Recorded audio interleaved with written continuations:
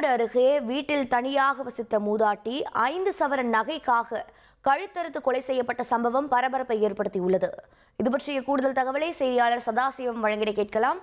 சதாசிவம், வணக்கம். தற்போது இந்த சம்பவத்தில் என்ன நடவடிக்கை காவல்துறையினர் மேற்கொண்டிருக்கிறார்கள், என்ன விளக்கம் அளித்திருக்கிறார்கள்? வணக்கம். அதாவது ஈரோடு பெரிய சேமூர் பகுதியை சேர்ந்தவர் கமலா கணவர் உயிரிழந்த நிலையில் வீட்டில் தனியாக வசித்து வருகிறார். இவரது மகன் சேனாதிபதி என்பவர் புதுச்சேரி மாநிலத்தில் உள்ள தனியார் வங்கியில் மேலாளராக பணி செய்து வருகிறார்.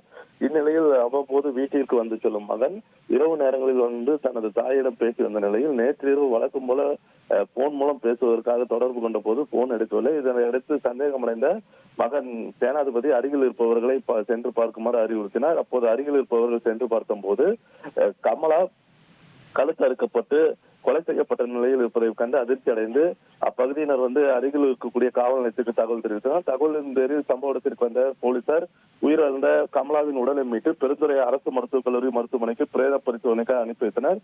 இதனைத் தொடர்ந்து சம்பவத்தில் மாவட்ட எஸ்பி சுஜாதா நடத்திய முதற்கட்ட விசாரணையில் மூதாட்டி அணிந்திருந்த 5 பவுன் நகைகள் மாயமாகி இருப்பதால் கழுத்து அறுக்கப்பட்டு கொலை செய்யப்பட்டதுடன் நகைகள் கொள்ளையடிக்கப்பட்டதும் தெரிய வந்தது. இருப்பினும் இந்த சம்பவம் குறித்து குற்றவாளிகளை பிடிப்பதற்காக முதற்கட்டமாக தனிப்படைகள் அமைத்து தற்போது போலீசார் விசாரணை நடத்தி வருகின்றனர்.